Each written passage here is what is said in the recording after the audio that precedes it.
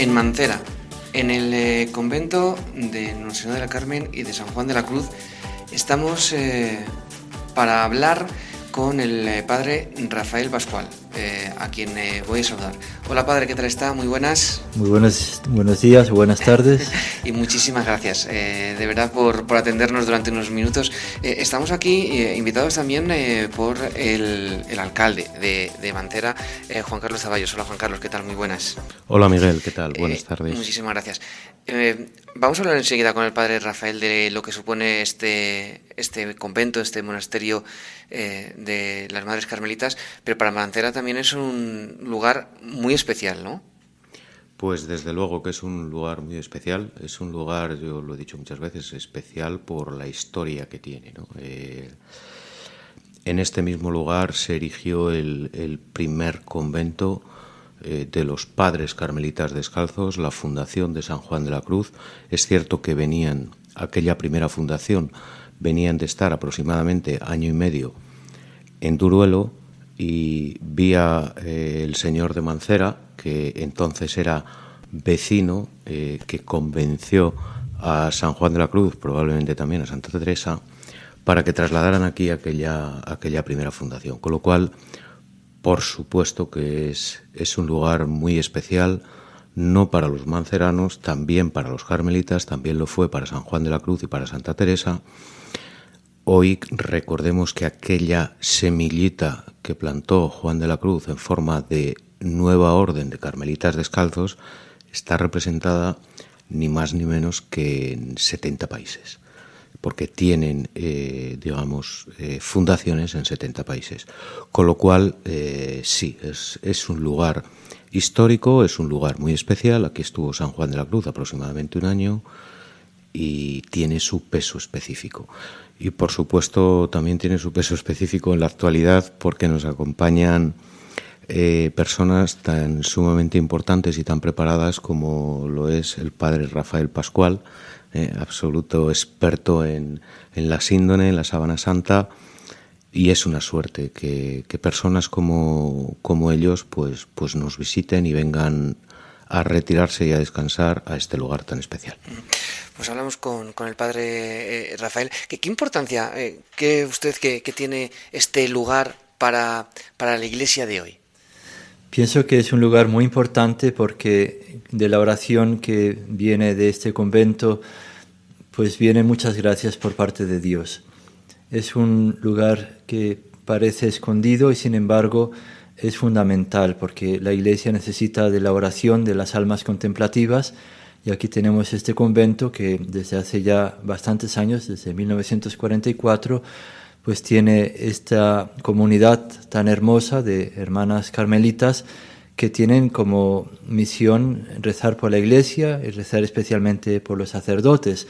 Así que pienso que es muy importante la misión que tiene este convento aquí en este lugar tan especial. Usted es legionario de Cristo. Así es. No sé si nos puede hablar un poco de su congregación, de su orden, cuál es su carisma. Bien, tiene el carisma sobre todo de la evangelización de la cultura, y también esa evangelización a través de la formación de las personas que tienen pues el peso específico, digamos, en la sociedad. Entonces es muy importante formar a los líderes en los diversos campos y tratar de volver a evangelizar la cultura, que tanto lo necesita. ¿Usted está descansando unos días aquí en Mancera? Así es. No es la primera vez, además. No, ya es algo que se repite año con año, porque realmente me unen unos lazos muy especiales con Mancera. Diría mi propia vocación debe mucho a este lugar. Usted está en Roma, Estoy habitualmente. en Roma, así es. ¿Y allí qué hace usted? Soy profesor universitario, estoy en el Ateneo Pontificio Regina Apostolorum y enseño filosofía, además de dirigir un instituto de ciencia y fe. ¿Qué relación tiene la fe con la ciencia? Yo creo que es uno de esos grandes debates, ¿no?, de la sociedad actual y sobre todo de la religión. Bien, es una relación muy estrecha, mucho más de lo que pueda parecer. En realidad, los primeros grandes científicos eran también creyentes, y la misma fe fue como una inspiración a buscar entender la naturaleza, porque se veía la naturaleza como la obra de un Dios que es sapiente, que es omnipotente, que es bueno y que se manifiesta a través de sus obras. Entonces, pensando que el universo es algo comprensible, eso pues fue lo que promovió la investigación científica. Hay a veces como que da la sensación que la fe está muy reñida con la ciencia. Es, yo creo que una idea un poco forzada. Desgraciadamente ha habido algún caso en el cual se dio la impresión de que había este conflicto, sobre todo el famoso caso Galileo. Pero en realidad la Iglesia desde siempre ha promovido la ciencia como ha promovido las artes y la cultura en general, y no se encuentra en conflicto con la ciencia. Y la ciencia misma tampoco debería encontrar en la religión, no sé, un rival o un adversario, sino todo lo contrario, un gran aliado. Desde la fe podemos encontrar también argumentos para lo que ocurre en nuestro día a día. Ciertamente, yo creo que la fe es la que nos hace comprender sobre todo el sentido de todo lo que sucede. Obviamente no siempre vamos a ofrecer una respuesta, porque a veces son realidades que nos sobrepasan, pero sí nos da una inspiración sobre el modo de afrontar la vida en las diversas circunstancias, los retos, las dificultades que se van presentando. Hay grandes científicos creyentes. Así es. Y de hecho en nuestro programa tenemos una serie que se llama Científicos Creyentes y vamos presentando grandes figuras a lo largo de la historia de personas que han conjugado perfectamente en su vida ambas dimensiones. ¿Por ejemplo? Yo pondría sobre todo el ejemplo del padre Georges Lemaitre. Era un sacerdote belga que fue el que propuso por primera vez la teoría del Big Bang. Y la propuso desde un punto de vista científico.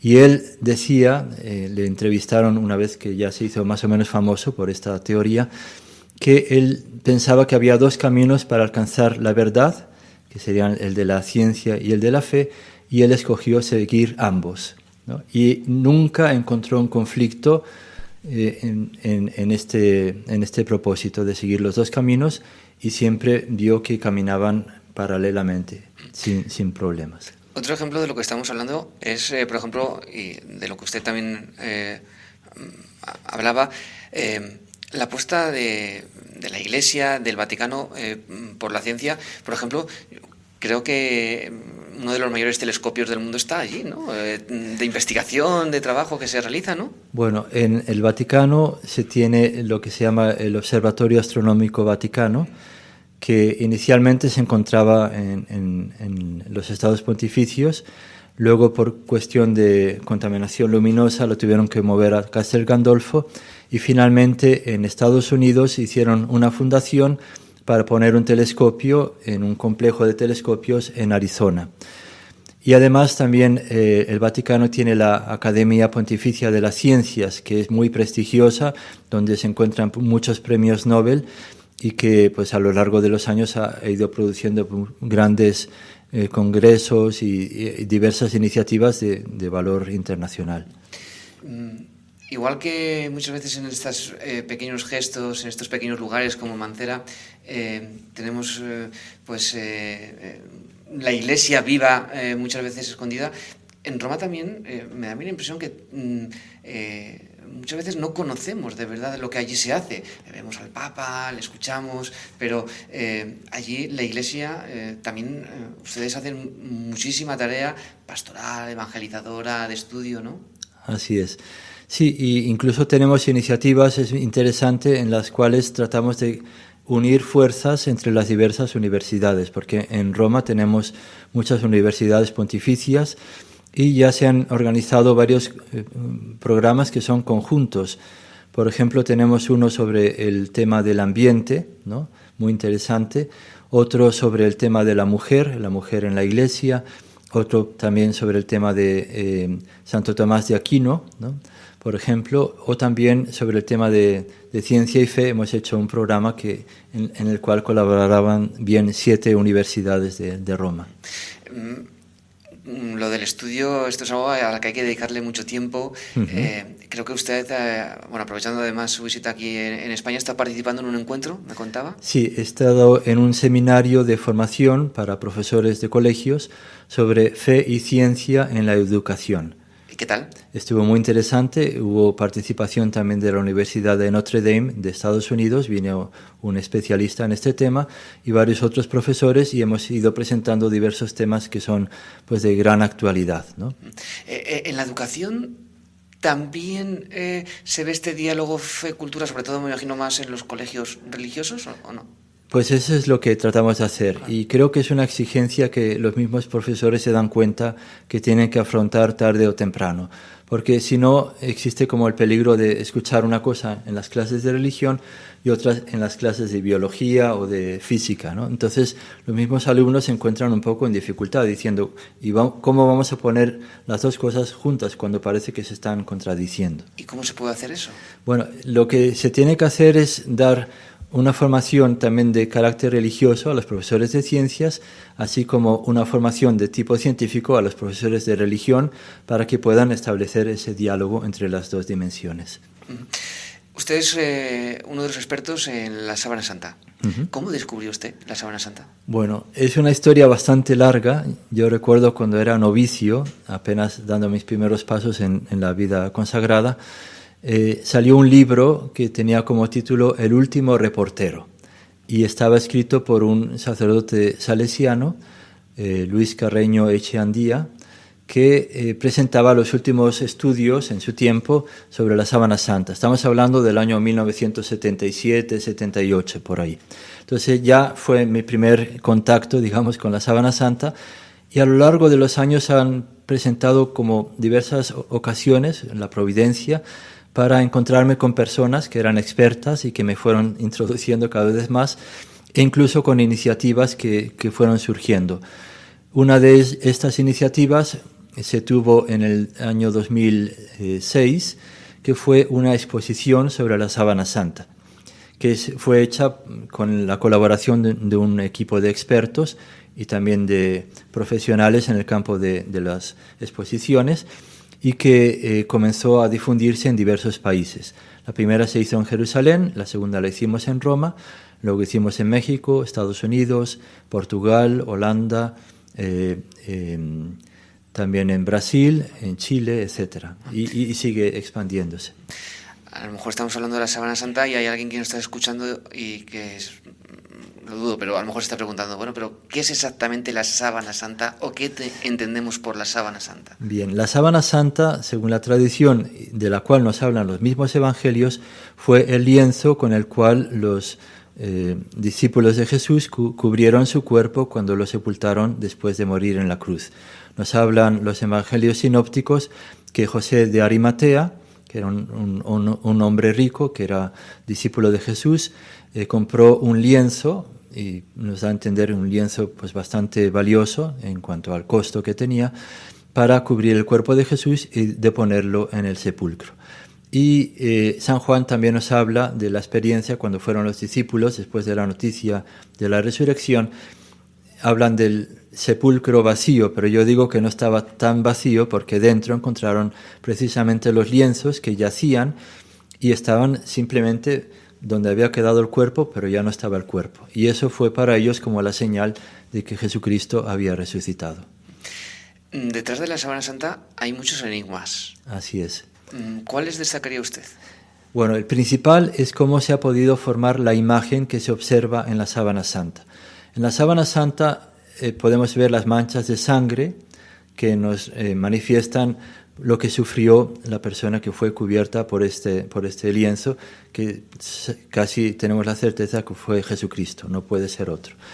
Y vemos los signos de la flagelación, vemos sobre todo en la espalda todas las heridas provocadas por los flagelos romanos, la coronación de espinas, había pues muchas manchas de sangre en la cabeza.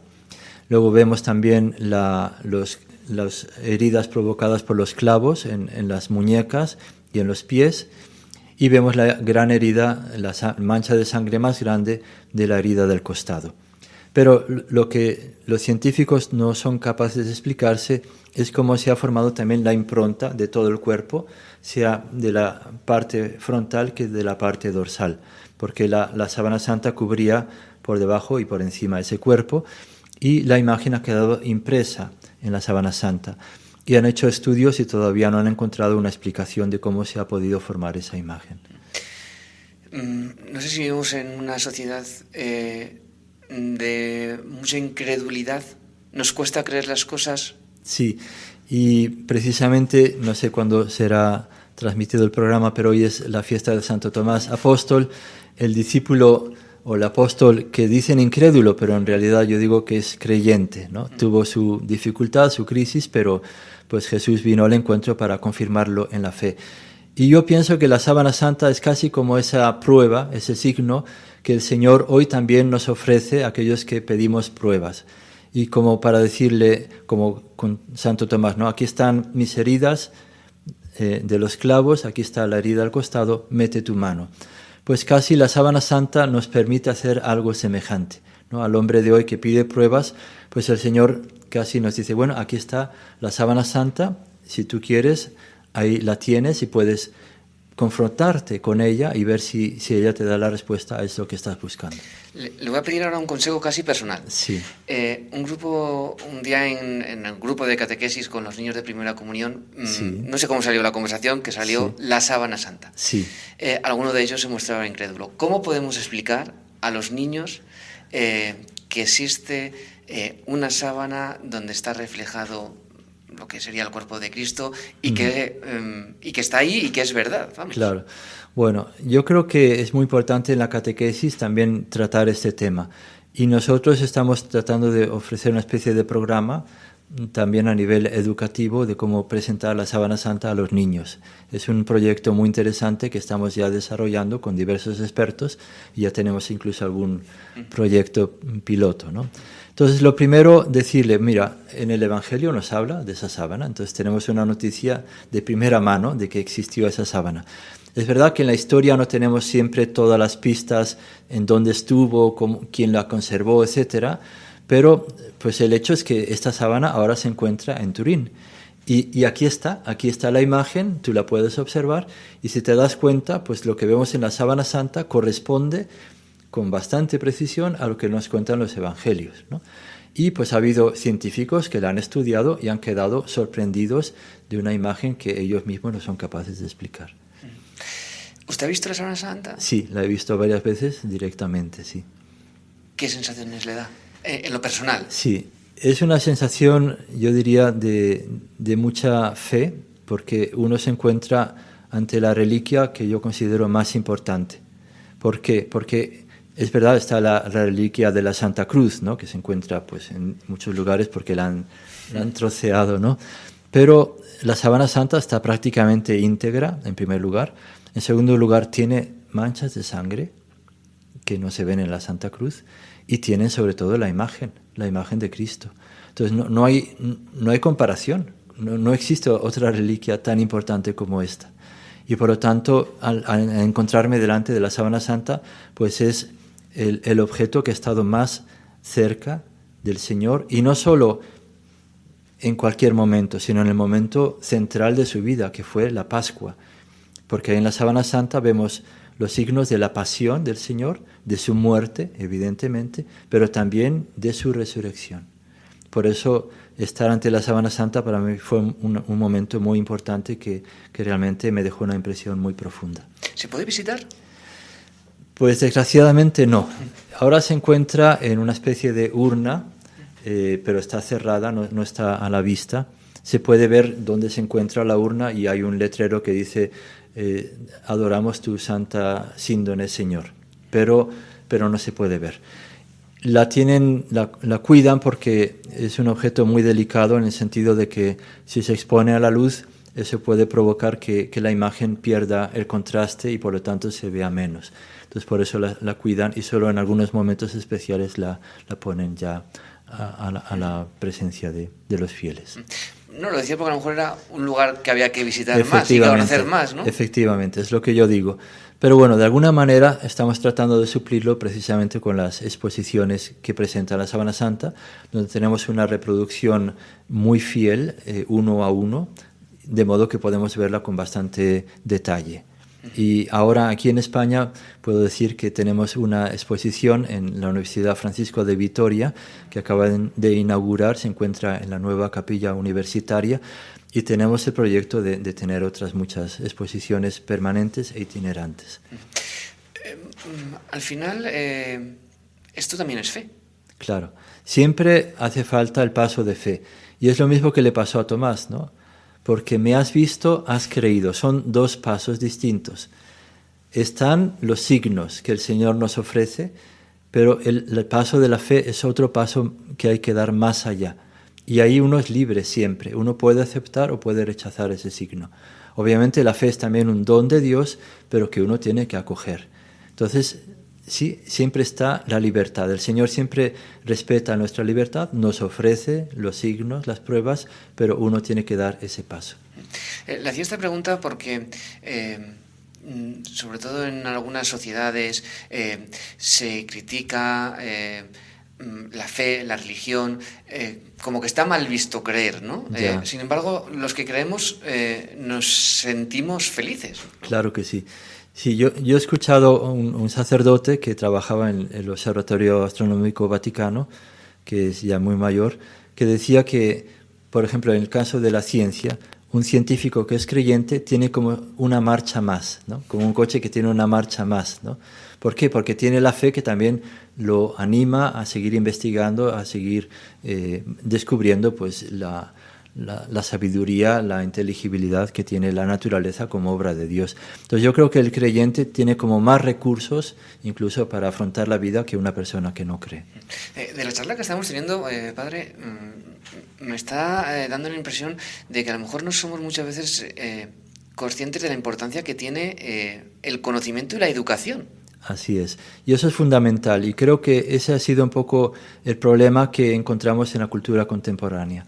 Que tenemos mucha formación en muchas cosas y muchas veces somos analfabetos en el tema de la fe y de la religión. Entonces, esa desproporción es lo que causa muchas veces las crisis. Si no importa, para ir ya un poco terminando, me gustaría retomar por donde empezamos. Uh-huh. Por el Carmelo, por este convento de las Madres Carmelitas en Mancera. Hemos comenzado hablando un poco de la importancia que tenía. Uh-huh. Usted es legionario de Cristo, pero me imagino que conoce bien también las figuras de San Juan de la Cruz, de Santa Teresa de Jesús. Para usted, ¿qué importancia tienen estas figuras? Bueno, Santa Teresa es doctora, ¿no? Claro, doctora de la Iglesia. Y San Juan de la Cruz también. Pues yo creo que ha marcado un hito en lo que es la historia de la espiritualidad y sobre todo de la mística de toda la Iglesia en Occidente. Y hay muchísimas personas que se inspiran en esa reflexión, en esa experiencia mística. Podemos hablar incluso de San Juan Pablo II, por poner un ejemplo ilustre, que hizo su doctorado sobre San Juan de la Cruz. Incluso, pues, aprendió español precisamente para poder hacer ese doctorado, y así podemos encontrarlo en muchos lugares. Yo muchas veces que tengo oportunidad de viajar también por cuestión de congresos o conferencias, etcétera, pues he encontrado en muchos lugares pues tantos Carmelos, ¿no? Entonces ahí se ve esa huella y se ve pues toda esa transmisión como se dijo al inicio, en cuántos lugares se encuentra pues la espiritualidad carmelitana, no solo en los carmelitas y carmelitas descalzos y descalzas, sino también otras muchas órdenes que han surgido de vida incluso activa, etcétera, que se inspiran en ese mismo carisma. Porque al final las figuras de San Juan de la Cruz y de Santa Teresa de Jesús, uh-huh. ¿Qué significaron para la Iglesia? Significaron una renovación, yo diría, una renovación en un momento especial, un momento de oro, en realidad. Estamos hablando del siglo de oro, sobre todo en España, pero yo diría en todo el mundo occidental, en realidad, ¿no? Y vemos cómo pues, ha dado una cantidad de frutos grandísimo, ¿no? O sea, vemos tantos frutos de santidad, en primer lugar, cuántos santos, cuántas santas, carmelitas. Realmente es una de las familias religiosas que cuenta con más santos, y que pues ha irradiado esa espiritualidad en tantas personas, como digo, que se han inspirado en ella.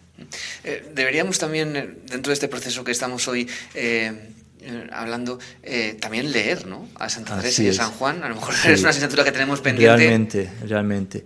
Y son unos libros que están llenos de un mensaje profundo y además muy bien escritos, ¿no? Sobre todo hablaría de la parte poética, que creo que es el mejor modo de expresar lo que son pues el mundo de la mística, ¿no? O sea, es que no hay otro modo de expresar el mundo místico sino la poesía. Y la poesía de Santa Teresa de San Juan de la Cruz pues ha tocado pues cumbres extraordinarias, ¿no? de lo que sería pues la literatura universal, diría incluso. Deberíamos fijarnos más también en los grandes santos, ¿no? Así es. Son modelos de personas que en realidad pues eran personas como nosotros y sin embargo se abrieron a la gracia de Dios, correspondieron a esa llamada que recibieron por parte de Dios, fueron generosos y el Señor los bendijo y pudo hacer que su vida fuera tan fecunda. Padre Rafael Pascual, le hemos cogido aquí en medio de su descanso. Estos lugares son siempre un buen lugar para descansar. Me imagino que también pues para encontrarse con Dios. Así es. Realmente es como una especie de oasis, yo diría, como un lugar donde es más fácil encontrarse con Dios porque uno se encuentra en un ambiente de silencio, de espiritualidad, de recogimiento, de oración. Entonces es el mejor lugar para poder hacer ese encuentro con Dios. Cuando venimos a visitar a las madres, mucha gente le dice, pero ustedes no se aburren de estar ahí en su convento, en su monasterio, y te encuentras que detrás de esos muros hay una vida repleta de fe, de lo que hemos estado hablando durante toda la entrevista. Así es, llena de fe y también diría llena de actividad. Claro, sí. Les falta tiempo, es lo increíble, les falta el tiempo y además están muy atentas a todo lo que pasa en el mundo y lo tienen muy en su corazón, en sus oraciones. Me imagino que a usted también le faltará tiempo. Así es. Así que no le queremos molestar mucho más. Sí que me gustaría preguntarle ya para terminar, sí. Porque usted se dedica a la educación, se dedica al estudio. ¿Cómo es un día en su vida normal allí en Roma? ¿A qué hora se despierta? ¿Qué es lo que suele hacer? Sí, nos levantamos más o menos en torno a las 6 de la mañana. Lo primero que hacemos es orar, ciertamente. Tenemos también oración comunitaria, rezamos las laudes en comunidad, en la capilla. Luego tenemos el desayuno, nos preparamos y cuando es durante el curso tenemos las clases en la universidad. Tenemos clases según cada uno de sus programas, o si no, estudio personal en el cual nos dedicamos a preparar clases o a hacer investigación o atender a los alumnos o corregir trabajos o escribir artículos, ¿no? Entonces es una actividad bastante abundante y luego también se organizan eventos, ¿no? Congresos o participar en dar algunas conferencias, charlas, a veces nos invitan, ¿no? Para tratar estos diversos temas en diversos lugares. Incluso a veces nos piden cursos en otros países, ¿no? Acabo de estar, por ejemplo, en Sudamérica dando tres semanas de cursos intensivos en un seminario en Perú. Entonces no nos faltan actividades, al contrario. Algo que he descubierto también recientemente es lo minucioso que son cualquier investigación científica.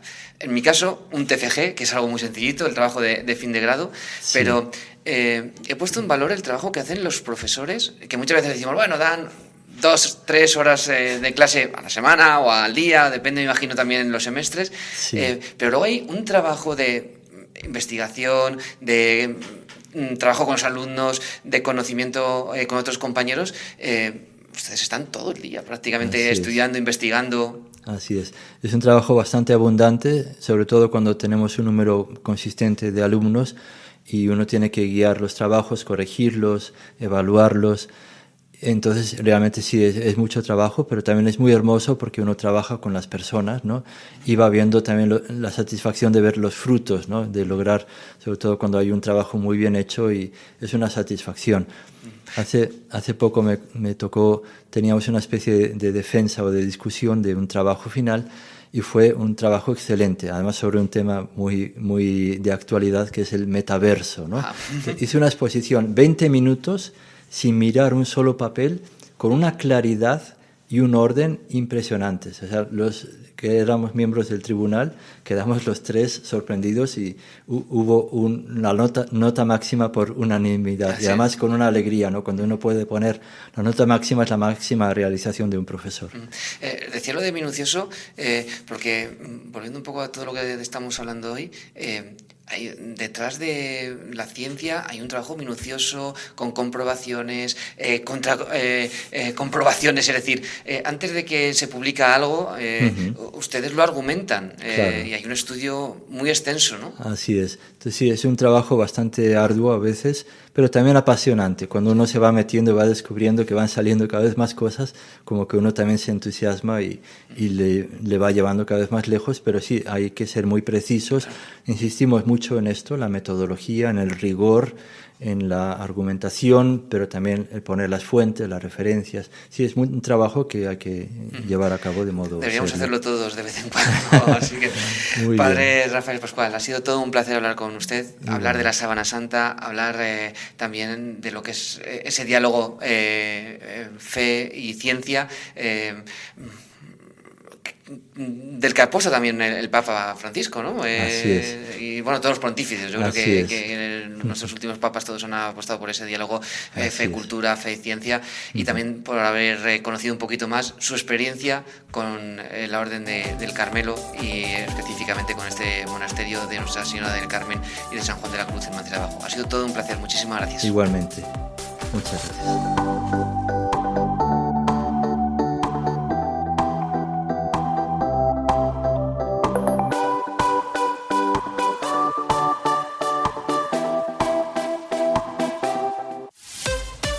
¿Estás escuchando? Cope Peñaranda. 101.0 FM.